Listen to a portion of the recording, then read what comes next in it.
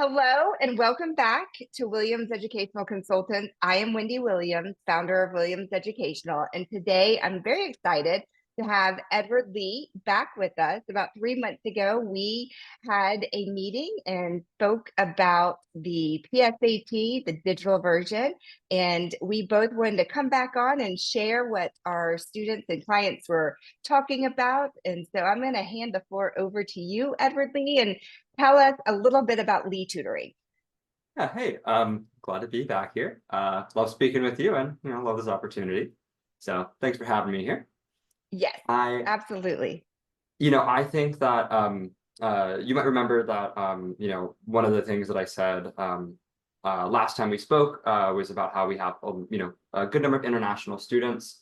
I'm just jumping right into it, but Go right in. yeah, The we have best a way to good do number of it. international students, and so the PSAT actually went sort of how we expected. But to talk a little bit about Lee Tutoring, we specialize in online tutoring, hence the international students. We specialize in test prep. We really like to help students. One of the big things that we do is help them choose between the SAT and ACT, and then tailor their curriculum to their needs. So I love to sit down. I've grown since we last met. Actually, we have 2 new tutors on board, and no matter who my students meet with, they always meet with me first. I like to be hands-on, and I like to spend however much time we need speaking with parents, speaking with students to make sure that we have a schedule and a plan and a curriculum in place that'll get the student from where they are to where they need to be, or increase their chances of doing so. Edward, that's the similarity that your company and my company's model have together, is that I too like to meet with the clients first and interview the student and make sure that it's a good fit before I hand them off to another consultant that works with Williams Educational. So that's fantastic. Well, let's dive in. So I would like to know, did students appreciate any of the changes that the test format had in particular? Yeah, so last time we met, I spoke about 3 big ones. The change in time, it's going to be a shorter test. Yes. The fact that the reading has changed, it's shorter. You don't have to read the full passage now, and then Desmos. And from those, I'd say that there are 2 in particular that students appreciated. I actually didn't hear a lot about the time, funnily enough. Now, from current students looking at the test coming up in March, a lot of them are saying, oh, I want to take the short test, a different, topic. But the 2 big things that I heard are from students who typically they struggle to go back and, back into the passage and find material, but they can interpret it, they can analyze it perfectly well. Those students, told me that they really like the new reading format, that even though there's a little bit more vocab, there's right out of the gate, you have a few vocab questions before getting into the reading, and it can be pretty challenging. Those students said, hey, regardless of that vocab, I really liked that reading, and I think that basically all those right. I loved hearing that. That's good. The other big thing I heard was, and this one was, I'd say that this was like a bigger impact. The thing that I heard about students saying was a much bigger deal, but only from the students who were appropriately prepared. So I had a lot of students, for instance, who they were working with me for academic tutoring or some other subject. They took the PSAT and they used Desmos because it's built into that graphing calculator is built into the test now.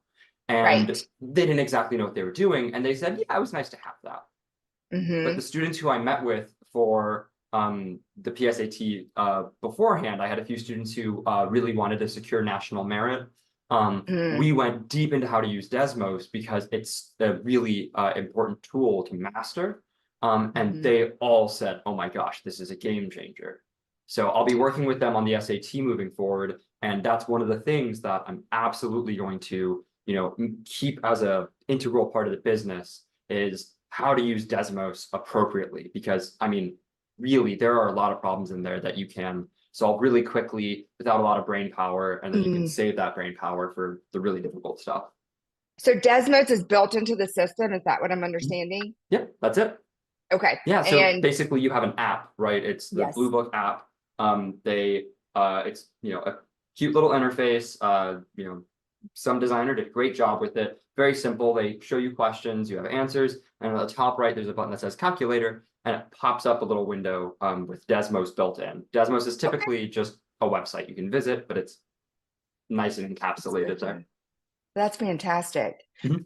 So did you notice any changes to the student scores from past PSAT scores? And one of the things too, I'm jumping this in real quickly, is Yeah. the calculation for Mhm. the PSAT National Merit. I was just speaking with a student last night. We were doing the fancy calculation Mhm. together on that score. So I guess let's start Right. first with, did you notice changes with that score?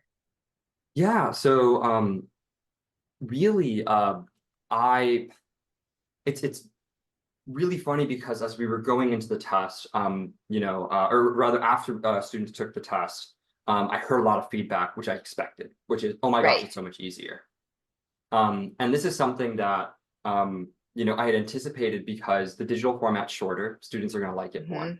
Hmm. You can use your calculator, students are going to like that more, for the whole Right. test. For the There are a whole lot of test. changes that are going to make the test a lot more appealing to Hmm. students. But they can't just have everybody do better, right? Like that's just not Right. how it works, right? It's standardized, Right. and the way that it works is that the score is supposed to be consistent year to year to year. Um, Hmm. Actually, I had a really interesting graph about like average test scores over the past 30 years compared to average GPAs. And Interesting. we'll We save got to that for share that. later. Yes.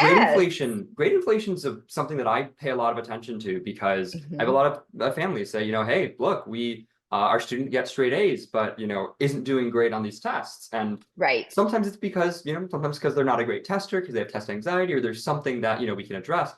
But sometimes it's just because their school has they've had a teacher who rounded up from Right. 89.4 to a 90, right? Sometimes Hmm. whatever. Like in general, grade inflation is a thing that's been occurring.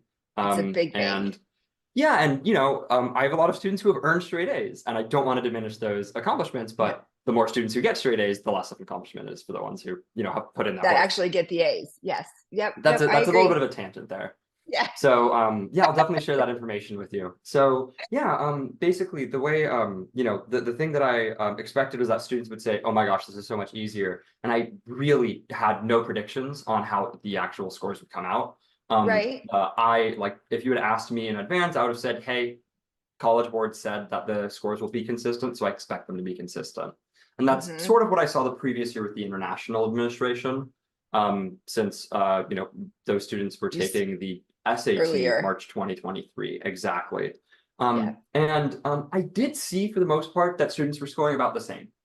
So Okay. it is sort of what College Board said. I did have a few students though who, again, it's just something about the type of student where these students were doing, were really benefiting from using Desmos, or they were really benefiting from the fact that the reading test wasn't making them read a full passage.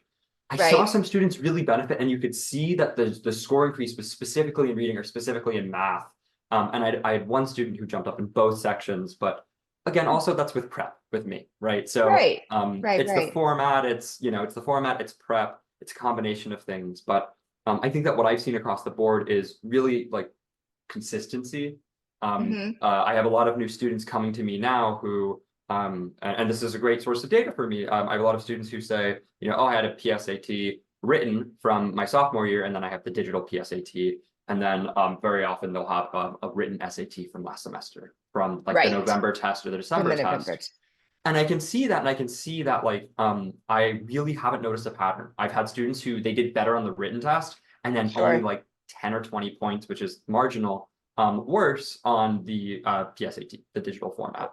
And then I've had Okay. students scoring a little bit better, but really nothing substantial. It's been sort of as expected. So I think that's good news actually.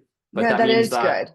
that means that students who make the choice themselves, who say, "Oh, I love the digital format, let's go for it," might be deceived by how easy it feels. It might not actually Right. translate to them doing better.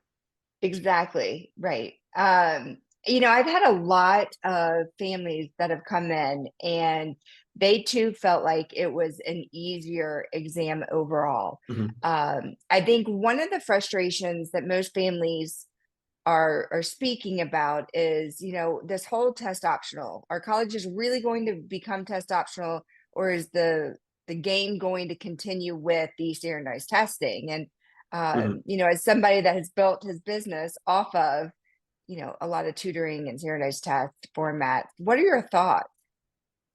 For test optional specifically. Yes, I mean, what are So you seeing? it's actually really funny because you and I have been trying to have this follow up for a little bit. Holidays got in the way, and Yeah. you know, it's actually really funny because there was a New York Times article released Yes. yesterday or the day Yes. before about Yes. test optional, and I'm actually really glad to see that. So And I'll put that in the I'm show notes. I read cool. it as well.